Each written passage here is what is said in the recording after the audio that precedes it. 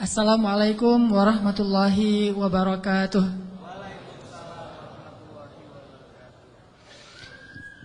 Alhamdulillah, segala puji dan syukur kepada Allah Subhanahu wa taala. Senang sekali bisa ketemu lagi dengan teman-teman semuanya, para pemuda-pemuda kesayangan Allah Subhanahu wa taala, insyaallah. Amin. Salawat dan salam semoga terlimpahkan kepada Nabi besar Muhammad sallallahu alaihi wasallam. Allah Subhanahu wa taala berfirman, a'udzubillahi minasyaitonirrajim. Bismillahirrahmanirrahim. Wal 'asr innal insana lafi khusr illal ladzina amanu wa 'amilus shalihat wa tawassaw bil haqq wa tawassaw bis sabr. Pada dasarnya manusia itu dekat kepada kerugian, kecuali salah satunya adalah orang yang senantiasa mendengar nasihat-nasihat untuk memperbaiki dirinya. Salah satunya orang yang senantiasa mendengar nasihat-nasihat yang baik untuk menjadi lebih solih dan lebih bertakwa kepada Allah Subhanahu wa taala. Dan halaqah ilmu yang kita lakukan setiap pekan ini salah satu bentuk diantara nasihat-nasihat yang baik yang kita berbagi melalui majelis ilmu. Mudah-mudahan ini membuat kita tergolong di antara orang-orang yang qad aflahal mu'minun, orang-orang yang beruntung. Teman-teman, kita sering memuji-muji Allah dengan lisan kita, tetapi pujian kita itu enggak selaras dengan hati kita. Kita sering berzikir menyebut keagungan Allah dengan kalimat subhanallah, alhamdulillah, Allahu akbar, masya Allah, dan seterusnya. Kita memuji Allah dengan pujian-pujian yang indah, tetapi seringkali pujian itu tidak ada di dalam hati kita. Sehingga saya suka menyebut ini dengan istilah zikir yang agak-agak gombal. Kalau kita ngegombal kepada manusia, kadang dia percaya gitu. Seorang suami ngegombal kepada istri, tulus nggak tulus dia nggak ngerti. Yang penting dia bahagia dengan kata-kata yang indah gitu. Bapak kamu titik kan gitu kan? Selalu kan bapak kamu kan ya. Standar gombal, raja gombal di TV. Bapak kamu tukang parkir ya gitu. Kok tahu? Pasti gitu tuh. Ya soalnya dia sudah memarkirkan hatiku kepadamu gitu. Cewek mungkin gak percaya kali, cuman dia seneng aja dengan kata-kata kayak gitu kan.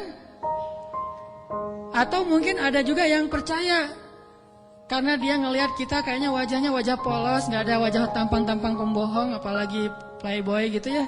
Wajahnya polos banget, ada jenggotnya gitu ya, insya Allah jujur kan. Asarus sujud, wah masya Allah. Bisa jadi kita cuma ngegombal, tapi dia nggak tahu, karena manusia itu tidak tahu isi hati.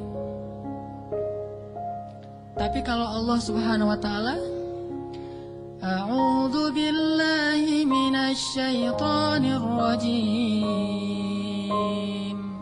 Wa asirru qawlakum aw ijharu bih innahu alimun bidzatis sudur. Kan gimana kita mau gombal kepada Allah? Wa asirru qawlakum, kalian sembunyikan kata-kata kalian di dalam hati maksudnya. Awi jaharu bih, atau kalian tampakkan, kita ucapkan dengan lisan. Innahu alimun bidzatis sudur. Allah Maha tahu apa yang ada di dalam hati. Jadi nggak akan berhasil ngegombalin Allah tuh nggak akan berhasil. Kalau kita nggak jujur dengan lisan kita yang sesuai dengan hati kita, itu nggak akan terjadi keajaiban dalam hidup kita. Inilah realitas dari hubungan kita dengan Allah. Makanya Allah sering bilang ke kita seolah-olah, kok gitu? Barusan kamu bilang hasbi Allah, cukup bagi saya Allah. Tapi kok nggak cukup kalimat Allah itu menggetarkan hati? Padahal kalau orang bilang hasbi Allah, cukup bagi saya Allah, pas disebut nama Allah, udah selesai masalah dia gitu. Contoh, ada musibah. Terus temannya bilang, tenang, ntar Allah ganti dengan yang lebih baik. Kan disebutkan nama Allah, tenang, ntar Allah ganti dengan yang lebih baik. Oh, ini ada doa nih, wakhluf li khairam minha, ya Allah beri saya ganti yang lebih baik. Apakah kata-kata ini cukup buat kita sehingga kita tenang? Sehingga kita tidak lagi terus-terusan dalam keputusasaan terhadap musibah-musibah yang kita hadapi? Kalau enggak, berarti kita gombal mengatakan hasbi Allah. Katanya hasbi Allah, kok enggak cukup sih Allah buat kita?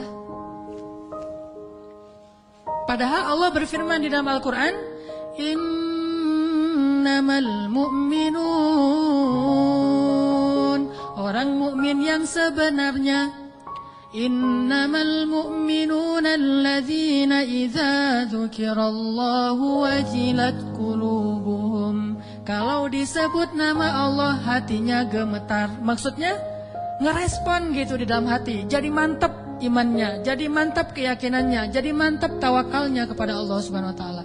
Benar enggak sih hasbi Allah? Coba. Kalau lagi bete, lagi ilfil, lagi nggak mood aja nih, lagi sedih, lagi galau berat. Yang buat bete, ilfil, galau berat kita itu reda apa? Jujur ya. Apakah sholat? Apakah jalan-jalan? Apakah makan-makan enak? Apakah main game? Apakah dengar musik? Apakah nonton film yang baru keluar? Mana yang paling gampang buat bete kita hilang? Itu jujurnya tuh. Kalau misalnya kita lagi bete, wudu, sholat, Allah Akbar, selesai sholat, hilang tuh bete. Berarti benar, hasbunallah, hasbi Allah. Tapi kenyataannya termasuk saya nih, gak gitu-gitu amat. Begitu ada masalah, sholat. Begitu selesai sholat, ini nonton di mana ya? Sama aja kan? Sholat sih, cuman habis sholat ternyata belum cukup, belum hilang juga nih. Saya udah sholat, saya udah zikir, saya udah doa, saya udah tilawah Al-Quran, saya malah udah tahajud, udah puasa, tapi belum hilang juga, masih ilfil banget nih. Mau cari makan enak mau makan yang pedas-pedas gitu, atau mau cari kopi. Berarti belum hasbun, belum cukup, masih butuh tambahan. Memang berpengaruh, tapi belum cukup. Sholat ya menenangkan, cuma belum bisa menyelesaikan masalah. Berarti kita masih gombal dalam zikir kita. Makanya Allah bilang, kok gitu? Katanya saya cukup buat kamu. Kok kamu masih mencari solusi yang lain setelah saya? Kok kamu masih menyekutukan saya dalam mencari jalan keluar terhadap masalah-masalah kamu? Berarti kamu tuh gak benar ngomongin hasbi Allah. Orang yang benar-benar mengatakan hasbi Allah tuh kayak Ibrahim tuh. Ketika dia masuk ke dalam api, dilemparkan ke dalam bara api, tiba-tiba Jibril datang kepada Ibrahim mengatakan, ya Ibrahim, alaka hajah? Apakah kamu punya sesuatu yang kamu butuhkan? Sal, tu'tah, minta kepada saya nanti saya akan kabulkan, kata Jibril. Apa kata Ibrahim? Amma ilaik fala. Kepada kamu? Enggak. Saya tidak butuh siapapun. Hasbi Allah wa ni'mal wakil. Baru Allah padamkan tuh api, keajaiban. Kenapa kita mengucapkan banyak kalimat zikir tapi tidak terjadi keajaiban-keajaiban dalam hidup kita? Mungkin kalimat kita itu belum jujur, belum sesuai dengan hati kita dan realitas kehidupan kita. Makanya zikir kita itu belum powerful. Harusnya zikir yang powerful itu begitu kita bilang hasbi Allah, api padam. Jadi kalau ada kebakaran, hasbi Allah, gak butuh telepon pemadam kebakaran, selesai sudah. Kenapa kita telepon pemadam kebakaran? Karena kita belum hasbi Allah secara jujur. Ini benar nih, walaupun agak-agak, contohnya agak-agak lebay mungkin ya, tapi benar loh. Kenapa? Kita ketika nggak usah api yang membakar rumah lah, nggak usah kebakaran, hal sepele aja. Masalah perasaan, masalah lapar. Bukankah Nabi mengatakan nanti makanan orang di akhir zaman adalah kalimat la ilaha illallah? Ini makanan orang di akhir zaman. Ketika muncul Dajjal, makanan kaum muslimin itu adalah la ilaha illallah. Begitu bilang la ilaha illallah, kenyang. itulah orang yang selamat di masa Dajjal. Kira-kira kalau sekarang Dajjal keluar, kita selamat nggak? Cari tahunya gimana? Kalau teman-teman lapar, coba bilang la ilaha illallah. Lapar masih lapar atau udah kenyang? Pasti masih lapar ya. Karena kita nggak menganggap Allah segalanya, hasbiyallah. Tapi nanti di akhir zaman, ketika Dajjal muncul, Nabi mengatakan makanan mereka pada saat itu adalah zikir subhanallah, alhamdulillah, Allahu akbar, la ilaha illallah. Itulah makanan mereka. Begitu mereka bilang subhanallah, la haula wala quwata illa billah, langsung kenyang. Anaknya bilang pa lapar, bilang la haula wala quwata illa billah. La haula wala quwata illa billah, gimana? Udah kenyang. Ya tuh. Itu benar-benar umat akhir zaman banget tuh. Kalau kita kayaknya bukan umat akhir zaman. Umat zaman edan. Kita ucapin la ilaha illallah masih lapar, sholat masih galau, udah zikir sekian ribu masih sedih, masih sakit hati. Kenapa? Karena kalimat kita itu belum jujur. Kok gitu kalimat kamu, kata Allah kepada kita. Karena Allah tahu isi hati kita. Wa asirru qawlakum aw jaharu bi innahu alimun bidzatis sudur. Seandainya kita jujur, Allah akan tunjukkan keajaiban yang luar biasa loh dalam hidup kita. Wa aufu bi'ahdi ufi bi'ahdikum wa iyaya farhabun. Kata Allah, jujur, tunaikan janjimu kepadaku, aku pasti akan tunaikan janjiku kepadamu, dan kepadakulah kalian akan lari. Maksudnya, kepada Allah kita meminta pertolongan.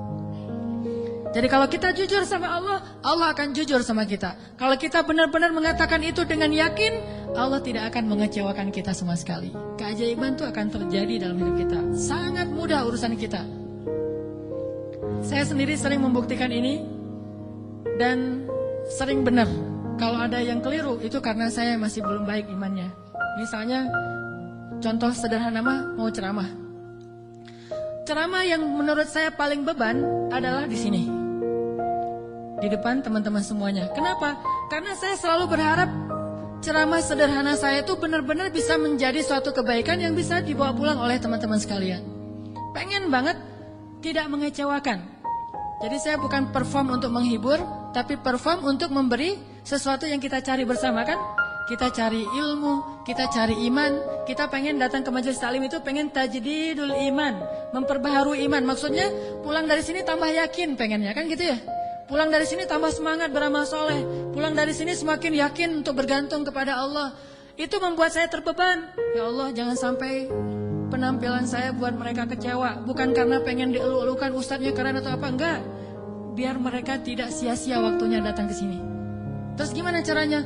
Saya akan berzikir. Salah satu zikir yang selalu saya baca, Rabbi syrah li sadri wa yassir li amri wahlul 'uqdatam min lisani.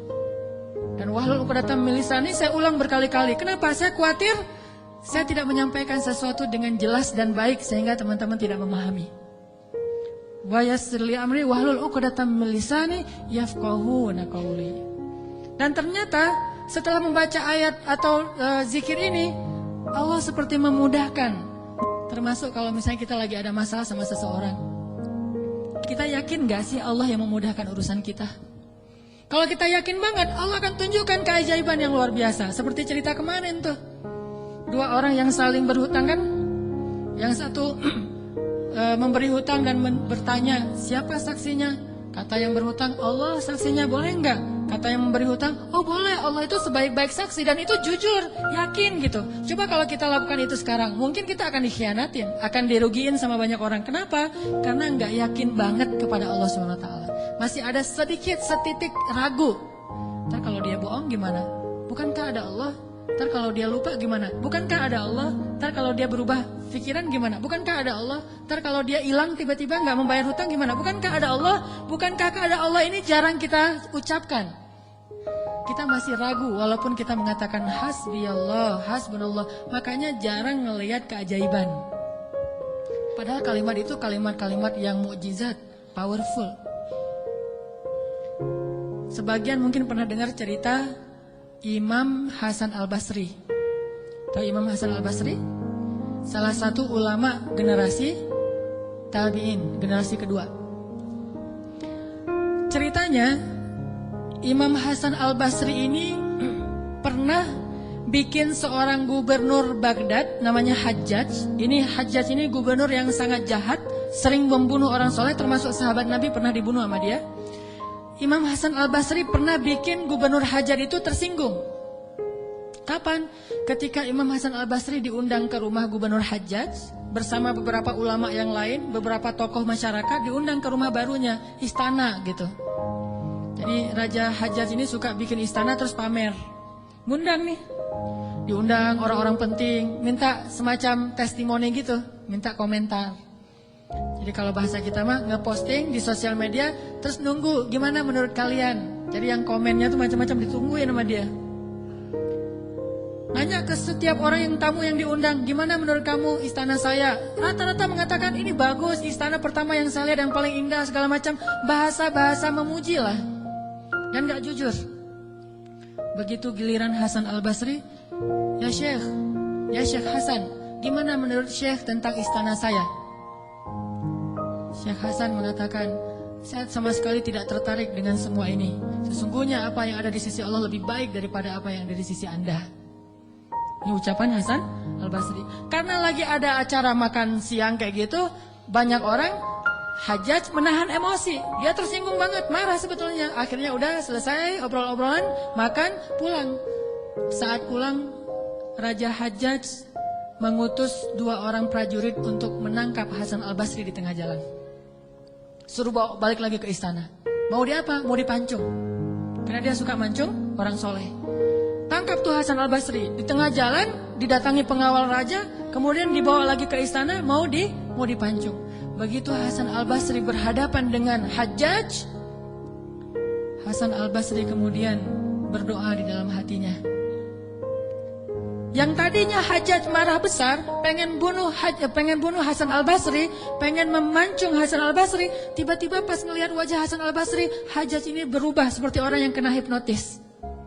Tiba-tiba dia tersenyum, tiba-tiba dia jadi orang yang humble, hangat banget, langsung memeluk Hasan Al-Basri. Selamat datang wahai Syekh, selamat datang, duduk.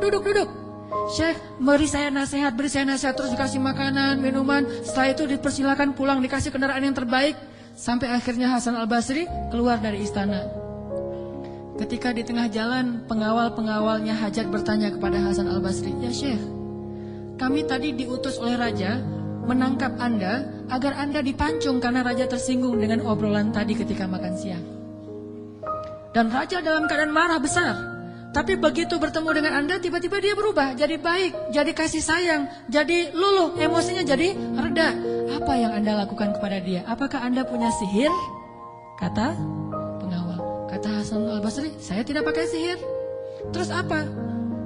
Saya sebelum bertemu dengan Hajjaj, tadi saya berdoa. Apa doanya? Ya Rabbi, Engkaulah yang menggenggam hidupku. Kepadamulah aku berserah. Ya Rabbi,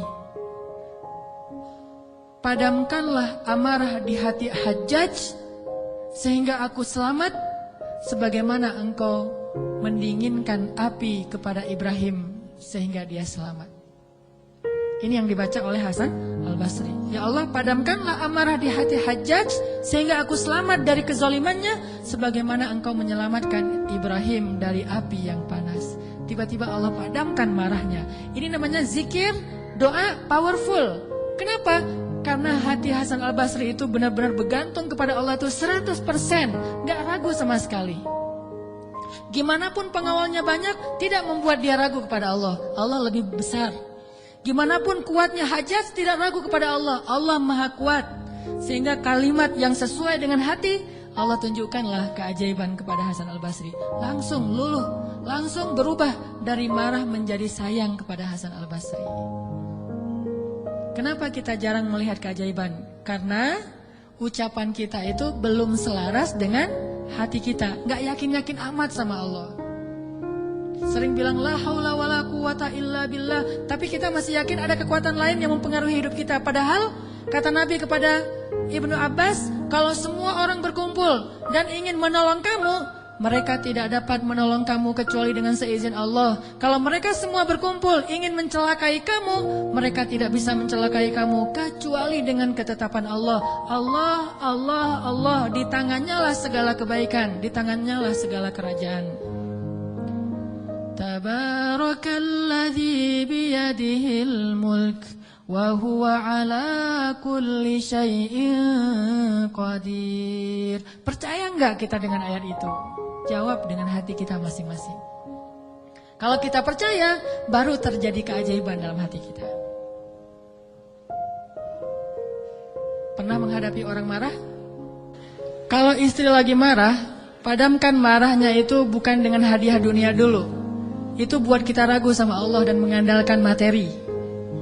Pas marah, tunjukin mau ke Lombok, Bali, Jogja, atau Maldives. Pasti dia pilih Maldives tuh. Pas dia pilih Maldives, kita nangis. Kenapa? Dananya gak cukup. Makin marah dia tuh. Jangan nawarin materi dulu untuk meredakan marah seseorang. Karena kita akan bergantung kepada materi itu. Ternyata ampuh. Kalau dia marah, saya kasih tuh brosur. Brosur doang. Kalau lagi marah, nonton yuk. Pelan-pelan reda marahnya, berarti efektif. Nonton cukup bagi saya. Pas lagi marah, ada kafe baru loh, enak tuh makanannya. Terutama tuh misalnya green tea-nya, milkshake tuh paling enak tuh se-Bandung.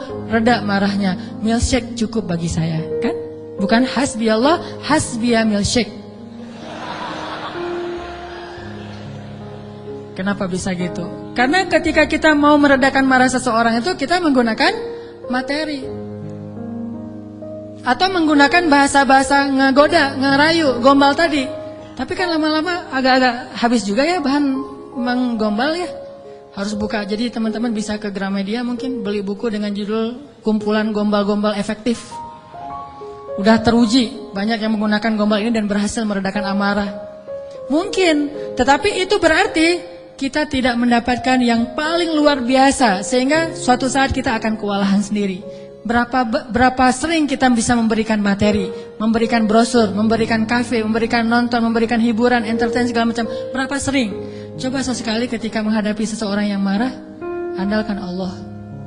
Pas mau ketemu orangnya, ya Rabbi, ya Rabba Ibrahim, wahai Tuhan Ibrahim, padamkanlah amarah istri saya sebagaimana engkau memadamkan api bagi Ibrahim. Terus temuin. Kalau masih marah, ya Allah astagfirullahaladzim, berarti saya belum jujur nih. Masih belum yakin sama Allah, istighfar lagi, ya Allah padamkan. Masih marah, ya Allah padamkan. Terus saja sampai yakin. Kalau kita yakin itu berubah loh, benar-benar berubah. Kalau nggak bisa langsung, bertahap, tergantung iman. Ada orang yang imannya baru redam amarah seseorang itu 1 jam. Berarti imannya iman 1 jam. Ada yang setengah jam, ada yang 10 menit, ada yang ketemu berubah langsung. Sampai orang yang marah itu juga terheran-heran. Kenapa ya? Saya tadi sebetulnya lagi sebel banget sama kamu, tapi pas ngelihat kamu jadi berubah. Kenapa ya? Karena Allah. Ini mah masalah iman, bukan masalah fasihnya mengucapkan hasbi Allah. Semua kita mah yang namanya hasbi Allah pasti fasih. Apalagi sadaqallah, itu paling fasih tuh. Sadaqallahul azim itu fasih banget. Kenapa? Apalagi baca 1 juz, pengen sadaqallah cepet-cepet kan? Itu fasih. Bismillah fasih, hasbi Allah. Insya Allah tahsin hasbi Allah wa ni'mal wakil. Malah kita kadang-kadang kalimat hasbi Allahnya tuh lebih keren daripada sahabat loh. Kalau sahabat kalimatnya cuma gini, hasbunallah wa ni'mal wakil.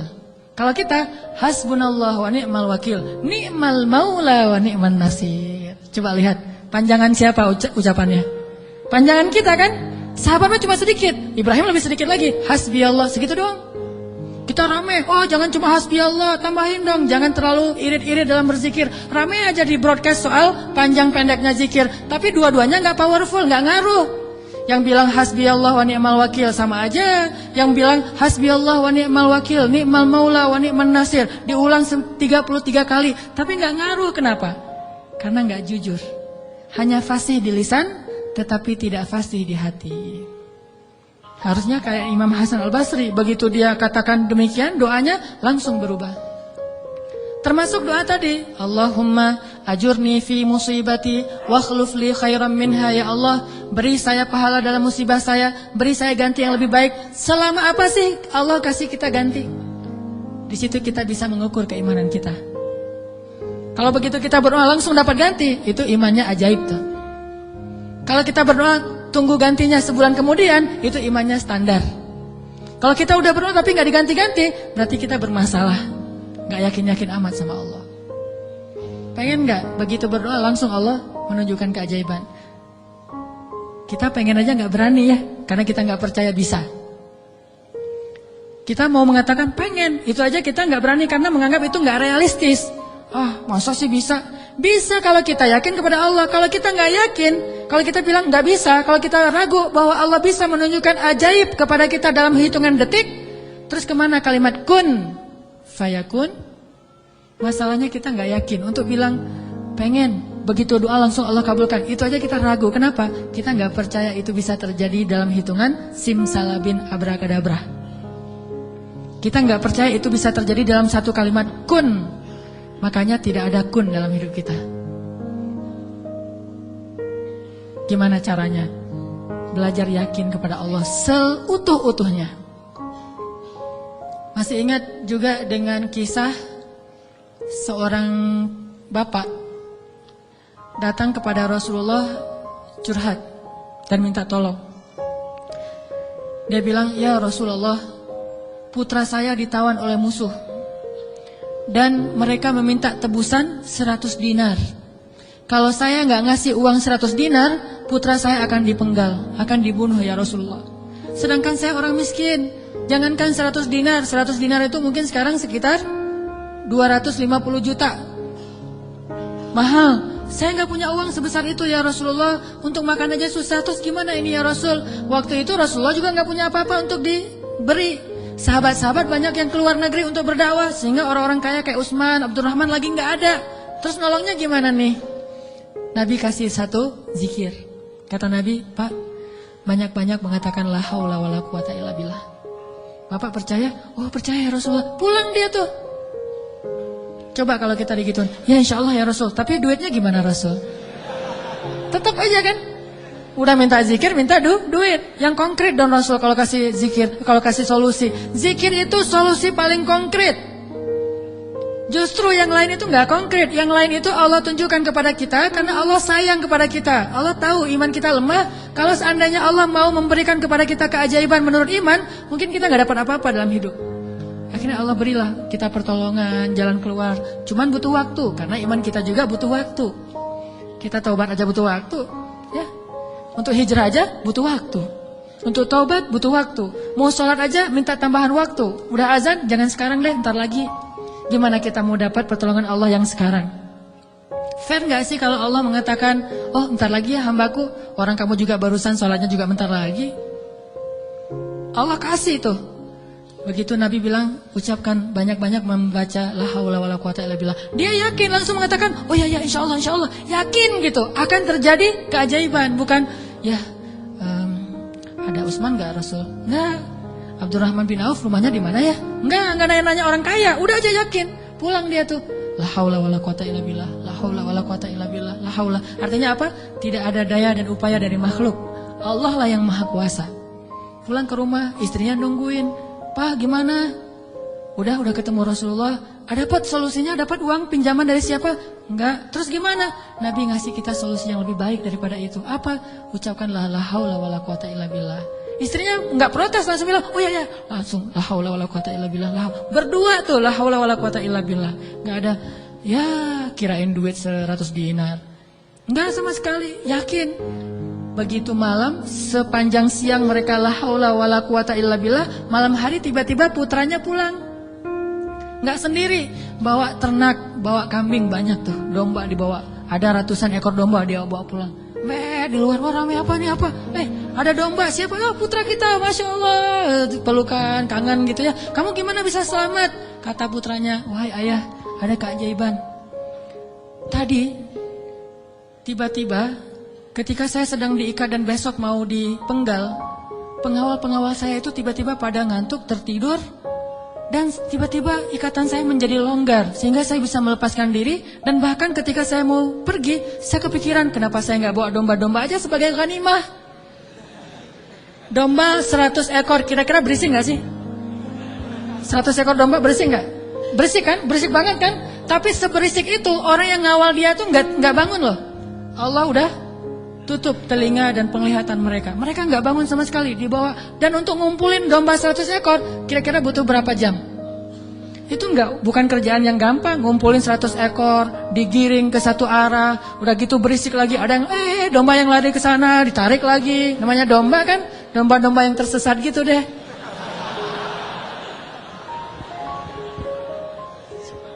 Gimana coba? Tapi pengawalnya nggak bangun sama sekali sampai ke rumah. Pengawalnya mungkin belum bangun, atau mungkin nggak akan bangun lagi kali.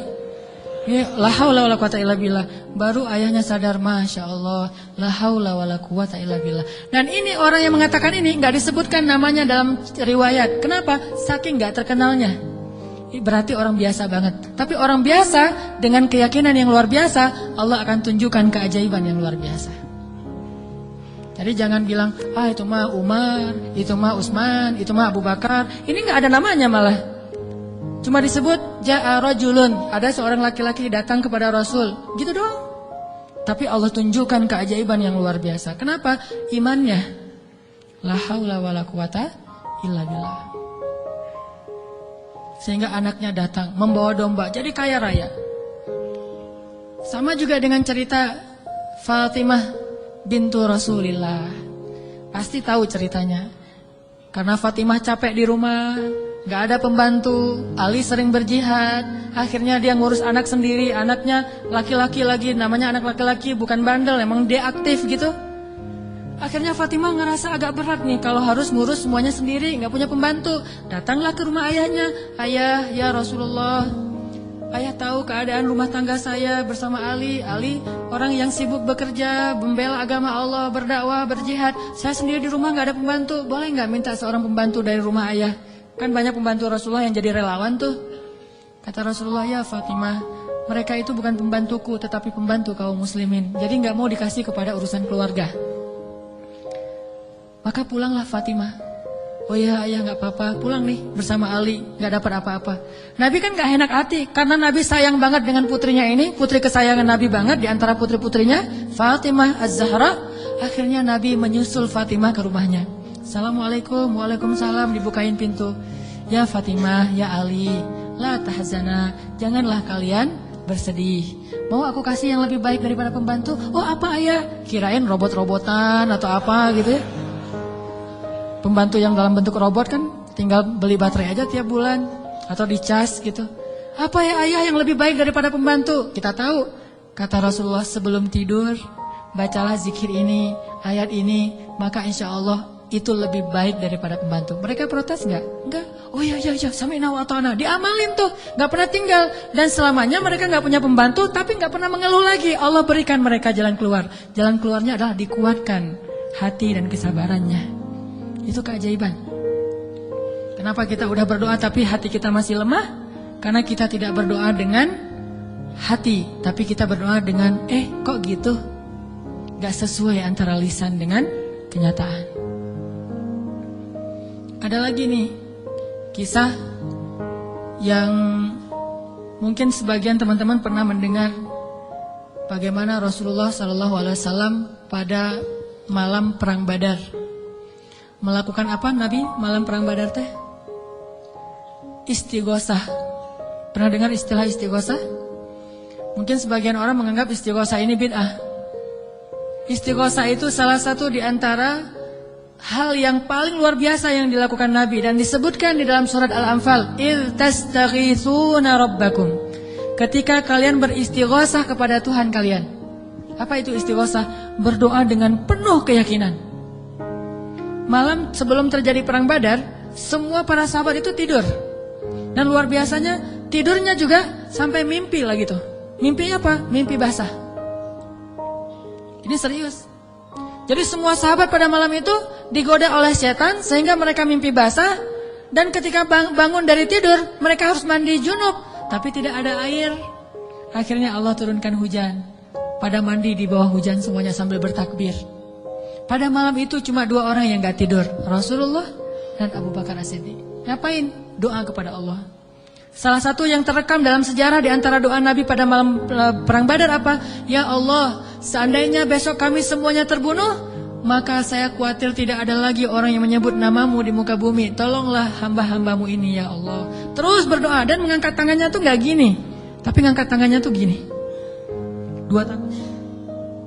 Nabi berdoa dengan mengangkat tangan setinggi-tinggi, Rabbi gitu. Terus berdoa kayak gitu sampai syal Nabi jatuh, ditaruh lagi oleh Abu Bakar, jatuh dan menangis sampai basah janggutnya Rasulullah SAW yang mulia. Kemudian Abu Bakar yang sedih mengatakan, ya Rasulullah, hasbuk, hasbuk, cukup ya Rasulullah, Allah sudah mendengar doamu, cukup. Nabi nggak cukup, terus saja berdoa. Apa yang terjadi besok? Allah utus malaikat ribuan untuk menolong Rasulullah dan para sahabat. Dan kita lihat hasil perang Badar. Bukan karena dia Rasulullah, tetapi karena imannya adalah imannya seorang Rasulullah. Kalau kita punya iman minimal dekat atau mirip dengan imannya seorang Nabi, Allah akan tunjukkan mukjizat yang mirip dengan seorang Nabi, yang disebut dengan karomah. Itulah keajaiban. Jadi bukan mustahil. Kalau kita tidak pernah melihat keajaiban, itu pasti karena kita masih belum selaras antara lisan dengan hati kita. Masih ingat kalimat Nabi ditodong dengan pedang, dihunuskan pedang, lagi istirahat di bawah pohon. Nabi lagi istirahat nih. Tiba-tiba datang orang Badui, orang kafir, menghunuskan pedang di leher Nabi. Dan itu benar-benar mau membunuh Nabi. Nabi seorang diri, sahabat jauh. Terus laki-laki itu mengatakan, ya Muhammad, sekarang kamu sendiri. Kalau saya akan membunuh kamu sekarang, siapa yang bisa menolong kamu? Rasulullah dengan tenang dan mantap mengatakan, Allah. Kalimat Allah itu membuat laki-laki tadi gemetar dan jatuh pedangnya. Coba, ini kalimat Allah kayak gimana? Coba kita ucapkan Allah, ada yang gemetar nggak? Allah, apaan? Nggak dengar? Ya. Biasa aja.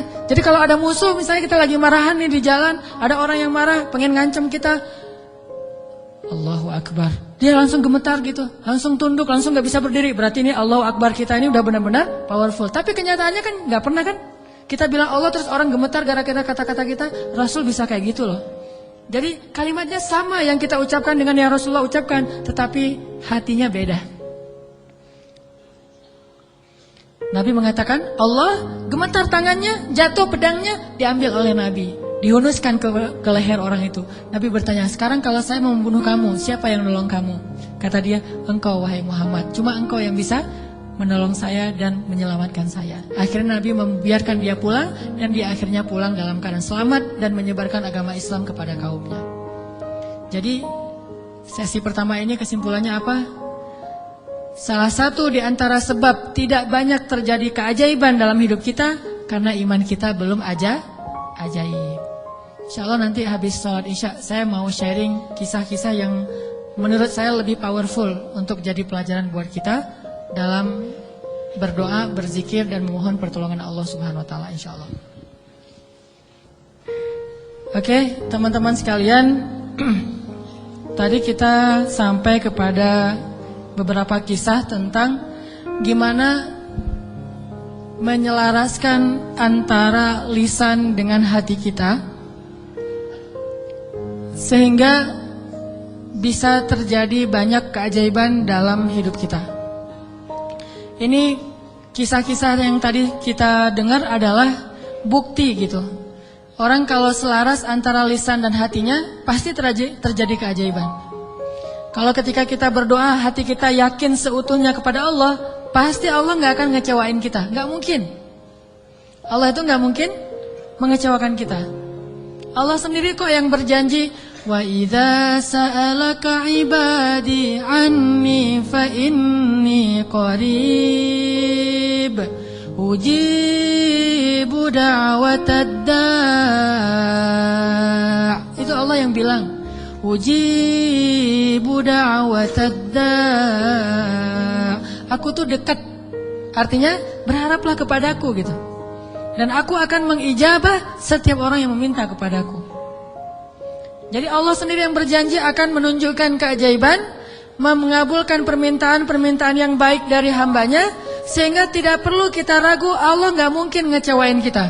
Begitu kita berdoa yang selaras di hati kita yakin kepada Allah, Allah akan tunjukkan. Itu rahasia paling gampang untuk hidup bahagia, untuk sukses, untuk dapetin apa yang baik-baik yang kita harapin. Contoh, kalau mau ngelamar seorang cewek, sebelum kita datang ke calon mertua, lobi dulu ke langit pemilik hati mertua. Jadi bukan dandan nomor 1, itu mah yang kesekian. Bukan misalnya bawa CV yang bagus, isi CV-nya teh. Kalau perlu tanggal lahirnya diedit biar nggak terlalu ketuaan gitu ya. Cuma diedit 1 angka doang, angka terakhir yaitu tahun. Kemudian pekerjaan, wira swasta. Kan sekarang wira swasta mah keren ya, pengusaha gitu ya. Walaupun wira swastanya masih baru merintis lah. Saya mah nggak mau terlalu makin jelek nanti. Wira swasta, jualan apa misalnya, apa aja lah. Apa aja dijual gitu. Yang penting tidak menjual harga diri. Wah, semuanya diedit. Itu bukan yang paling penting. Yang paling penting adalah gimana ngelobi lah langit, pakai jalur langit. Minta kepada Allah yang menggenggam hati. Begitu di depan pintu pagar, la haula wala quwata illa billah. La haula sampai 100 kali. Kenapa 100 kali? Sampai yakin banget ini Allah yang menentukan hati seseorang hamba. Bisa dibolak-balik. Bisa jadi awalnya si calon mertua ini udah punya calon sendiri buat anak yang perempuannya. Mungkin lebih tajir, mungkin lebih keren, mungkin lebih berewokan, lebih nyuna gitu ya. Kita mah seadanya. Udah pakai wak doyok juga belum tumbuh-tumbuh. Ya gimana, udah begitu takdirnya kan, terimalah kenyataan. Akhirnya orang tua, calon mertua tadi yang udah punya rasa srek kepada yang lain, tiba-tiba berubah pas ngelihat kita. Wah, ini nih calon menantu saya nih. Kita baru mau ngomong, udah tenang aja. Kamu bukan hanya akan saya berikan anak saya, juga domba-domba gitu ya. Kan la haula wala quwata illa billah. Dikasih modal nikah, dikasih mahar, disiapin semuanya, dimudahin banget. Kenapa? La haula wala quwata illa billah. Itu lebih penting daripada mahar, lebih penting daripada bawa kendaraan apa walaupun minjem, lebih penting dari apapun. Lobi Allah dulu, pemilik segala hati hamba. Itu berlaku banget. Jadi kalau selama ini masih belum beruntung, berarti kurang la haula wala quwata illa billah. Tips supaya mengakhiri masa jomblo, yakin sama Allah, banyak-banyak la haula wala quwata illa, dan berani datang kepada calon. Kalau kata seorang pelawak, kalau kita jelek, jangan takut untuk mencintai seorang perempuan, karena yang takut itu harusnya yang dicintai, kan gitu ya. Kita mah nggak usah takut, yang dicintai yang takut. Yang datang ke saya kok wajahnya gini. Tapi itu mah cak lontong. Jarine cak lontong. Oke. Sama juga kalau misalnya seorang istri pengen membujuk suaminya. Membujuk ngapain nih? Membujuk tambahan saldo. Ini udah akhir bulan nih, tanggal 31, pakai la haula wala quwata illa billah. Itu ngaruh banget. Sambil senyum, sambil la haula wala quwata illa billah. Oh, ngerti mah, besok ditransfer gitu ya. Gak usah bilang, "Pak, uang bulanan," gak usah. Bilang aja la haula wala quwata illa billah. Lobi Allah sehingga dia jadi sayang sama kita, dikasih lebih. Jalan ke mall, lobi Allah supaya dia sayang sama kita, dikasih lebih. Jadi dibeliin apa. Ini semuanya karena kita yakin sama Allah yang maha kaya. Saya pernah dulu di tablik. Awal-awal saya dulu hijrah dari hidup gak jelas menjadi agak jelas. Saya waktu SMA juga masih belum jelas. Suka sama cewek tapi gak pernah disukai. Mungkin saya mirip dengan kata-kata cok lantong tadi kali ya. Suka, alhamdulillah gara-gara saya gak diterima, akhirnya saya gak pernah pacaran. Itu bukan karena saya nggak mau pacaran, karena nasib aja. Jadi akhirnya nggak bisa pacaran. Nah, pas sudah jelas gara-gara datang jamaah tablik berdakwah di sekolah saya, akhirnya saya masuk ke tablik yang khuruj 3 hari, 40 hari. Di tablik itu ada pelajaran tauhid yang menurut saya bagus ya, inspiring gitu. Kalau kita lagi makan nih, kan makannya tuh rame-rame tuh, pakai talam gitu kan, makan rame-rame. Terus ada petugas khidmat namanya yang ngasih-ngasih lauk, nasi, ikan segala macam. Jadi SOP di tablik, kalau kita lagi makan, mau minta tambahan makanan, nasi, ikan atau lauk, itu nggak boleh minta kepada yang khidmat. Kita ngomong, Allah, ikan, Allah, datang tuh ikannya. Wah, ini ikan, Masya Allah, Allah kasih datang ikan. Di situ belajar tauhid tuh. Ternyata kuahnya kurang, Allah, kuah, Masya Allah, kuah, Masya Allah, datang tuh kuah tuh. Soalnya orangnya dengerin gitu ya. Tapi walaupun ini agak-agak menurut sebagian orang aneh, justru di situ kita belajar yakin sama Allah. Makanya saya sering cerita, awal-awal saya dapat hidayah ke tabligh itu, lagi mau main bola, keluar dari sholat asar di masjid, bukan keluar sholat asar, lagi main bola depan masjid. Masjid di Aceh itu kan luas-luas, halamannya bisa main bola. Ada orang main bola, ada sapi yang lagi ngerumput, karena saking luasnya halaman masjid. Udah gitu, lagi main bola dipanggil sama seorang jamaah tabligh dari Pakistan. Dia nyebutnya Maulana gitu. Orang tabligh kan kalau udah level ilmu tertentu disebut Maulana. Maulana ini manggil saya, come here gitu. Saya datang. Saya waktu itu masih anak muda nggak jelas gitu. Duduk di sebelah dia tanya. Dia tunjuk-tunjuk ke langit gitu. Nggak bisa bahasa Indonesia. Saya bilang, kenapa? Oh, langit. Saya bilang, langit Allah cipta, kata dia. Terus tunjuk ke pohon. Saya bilang pohon Allah cipta. Dia tahu bahasa Indonesia cuma satu kalimat, Allah cipta. Pohon Allah cipta. Saya tunjuk anak-anak, dia nunjuk anak-anak. Oh, orang Allah cipta. Itu aja selama setengah jam.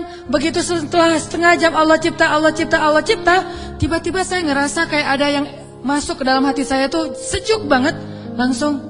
Saya langsung pergi wudhu, saya sholat kayak orang dihipnotis gitu. Sholat asar sendiri, udah selesai sholat asar sendiri, dia temukan dengan tabligh yang ada di situ, orang lokal, masuklah saya ke tabligh, khuruj 3 hari. Pulang ke rumah, saya dianggap orang aneh oleh orang tua saya. Wah, kamu gak boleh ke masjid lagi, kenapa? Kamu sekarang aneh. Aneh apa? Udah rajin ke masjid. Rajin ke masjid aneh dulu teh. Orang tua kan takut ke jaring aliran apa mungkin yang mau jadi pengantin, bom bunuh diri atau apalah, takut. Terus saya mulai pakai jubah waktu itu, jubah putih, sorban putih.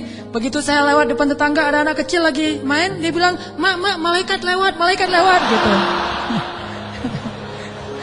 Aduh, saya malaikat gitu. Luar biasa. Ini artinya belajar yakin. Kalau di beberapa dakwah itu benar-benar bab la ilaha illallah ini benar-benar kurikulum paling penting, dan ini yang harus kita pelajari. Kalau kita ngandelin Allah banget dalam segala urusan, la yudayya'anallah, itu intinya. Allah nggak akan ngecewain kita. Manusia bisa banget ngecewain kita, bukan karena dia jahat. Kadang dia ngecewain kita karena emang dia nggak mampu untuk memuaskan dan membahagiakan kita. Bukan karena dia pengkhianat. Seorang istri, seorang suami kadang mengecewakan kita bukan karena dia nggak sayang sama kita, tapi dia nggak mampu memenuhi semua kebutuhan kita. Dia terbatas. Dan justru juga banyak orang yang sengaja ngecewain kita karena dia jahat, tapi ada juga orang baik ngecewain karena dia nggak mampu. Tapi Allah maha baik dan maha mampu.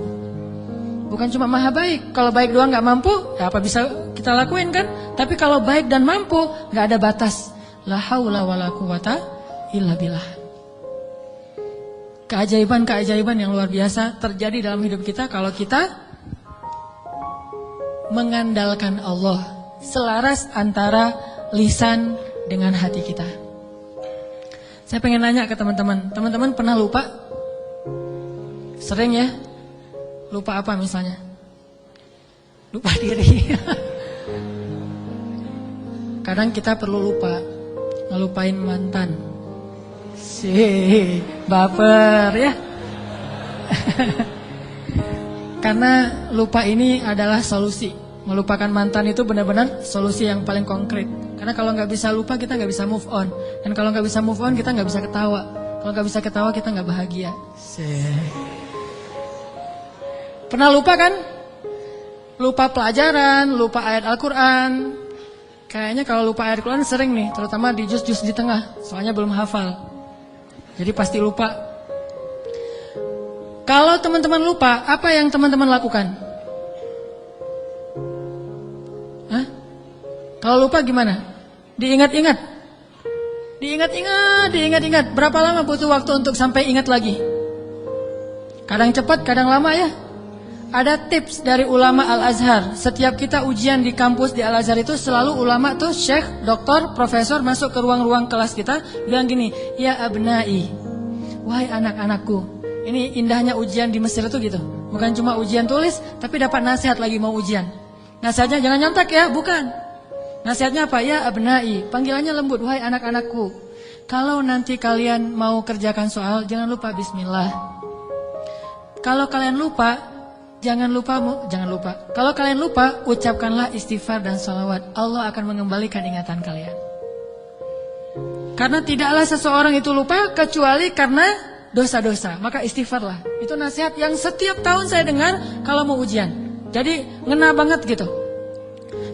Akhirnya saya praktekkan tuh.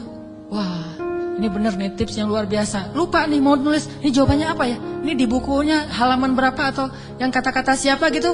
Astaghfirullahaladzim, Allahumma sholli ala sayyidina Muhammad. Ingat. Kadang-kadang juga nggak ingat sama sekali, udah berkali-kali sholawat. Soalnya bukunya belum saya baca.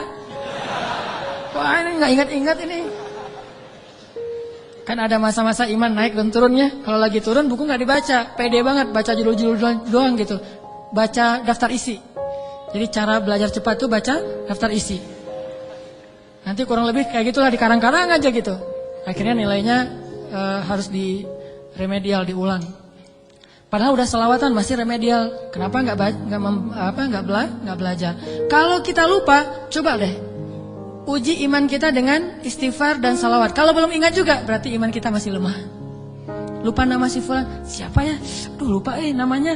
Astaghfirullahaladzim, Allahumma sholli ala sayyidina Muhammad. Langsung ingat. Itu berarti insya Allah udah bisa ngandelin zikrullah dalam hidupnya. Kalau belum bisa, berarti banyak-banyak istighfar. Andalkanlah Allah, la yudayyi'akallah, maka Allah tidak akan mengecewakan kita. Mau? Teman-teman pengen kalau misalnya ngelamar seorang cewek langsung diterima tanpa syarat?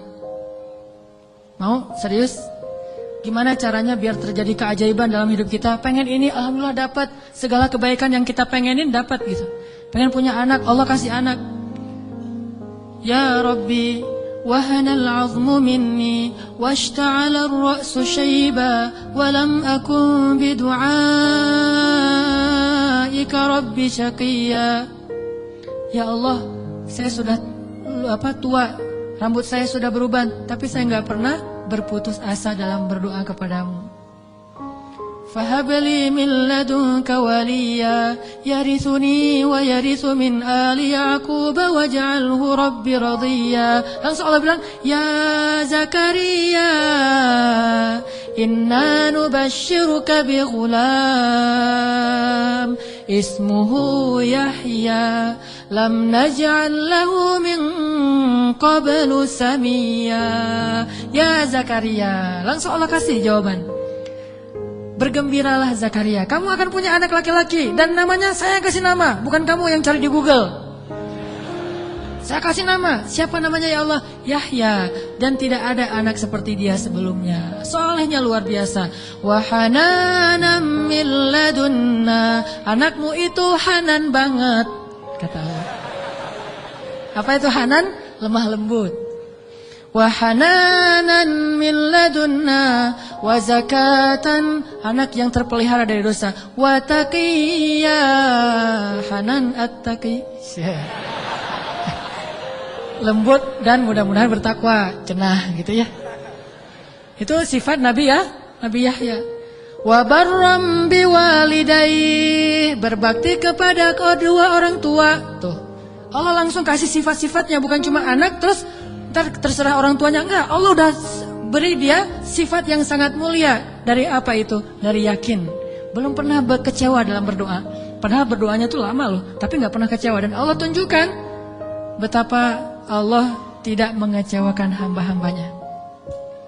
Wa barram biwalidayhi wa lam yakun jabbaran 'asiyya.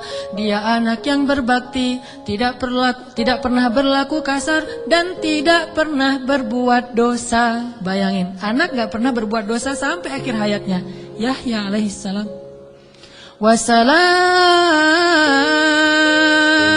wa salamun alaihi yawma wulida wa yawma yamutu wa yawma yub'atsu hayya.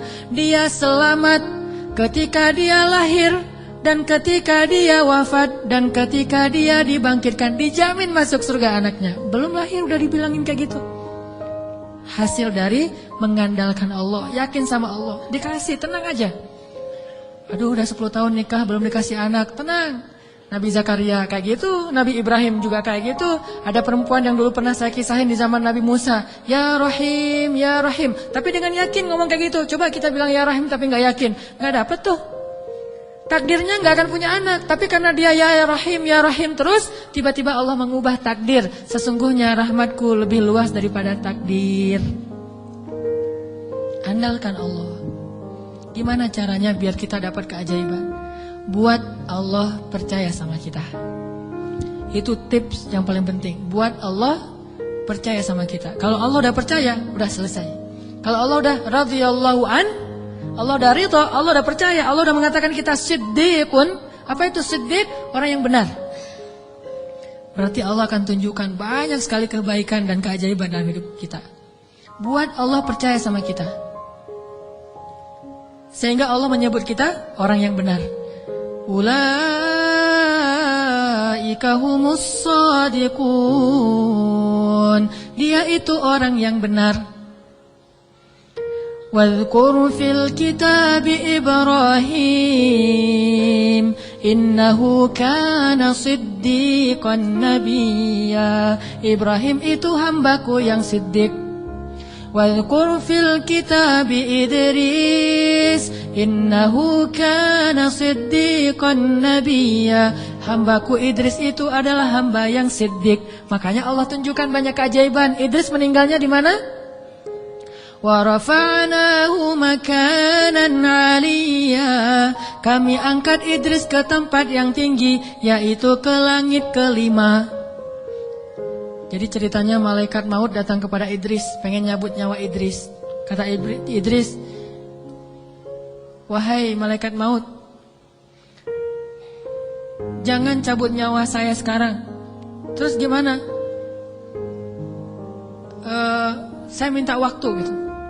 Akhirnya malaikat maut ini mengatakan, saya tidak bisa memberi kamu waktu. Kalau perlu kamu naik aja ke langit. Begitu dia naik ke langit 5, kata malaikat maut, disinilah ajalmu. Sehingga Nabi Idris itu meninggalnya bukan di bumi. Kuburannya itu bukan di tanah, kuburannya itu di langit. Satu-satunya manusia yang diwafatkan di langit adalah Idris. Sedangkan Isa belum wafat. Kalau Idris diangkat ke langit dan diwafatkan, Isa diangkat ke langit dan Allah biarkan sampai nanti akan datang kembali di akhir zaman. Kalau Idris wafat, cuma wafatnya di langit. Coba, keajaiban. Kenapa? Innahu kana siddiqan. Karena dia siddiq, Allah percaya, Allah kasih dia keajaiban. Begitu juga dengan Ibrahim. Gimana cara Ibrahim buat Allah percaya sama Ibrahim? Sehingga ketika Ibrahim dalam keadaan terdesak, Allah kasih keajaiban. Ya nar, kuni bardan wa salaman ala Ibrahim. Wahai api, jadilah kamu sejuk dan selamat bagi Ibrahim. Langsung sejuk, apinya membara-bara sampai kayu bakarnya habis, tapi Ibrahimnya dalam keadaan selamat. Kayak di ruang AC. Kenapa? Karena Allah udah percaya sama hatinya Ibrahim. Gimana cara Ibrahim membuktikan dan membuat Allah percaya kepada dia? Nabi Ibrahim membuktikan itu di waktu-waktu yang sulit, bukan di waktu yang mudah. Jadi bukan hanya dengan sholat Allah akan percaya sama kita. Tapi ketika kita dapat masalah, siapa yang kita andalkan? Kalau kita mengandalkan Allah dan senantiasa kayak gitu dalam kesabaran, tidak berputus asa kepada Allah, yakin Allah gak akan ngecewain kita, Allah akan percaya sama kita. Dan saat Allah percaya, Allah tunjukkan keajaiban.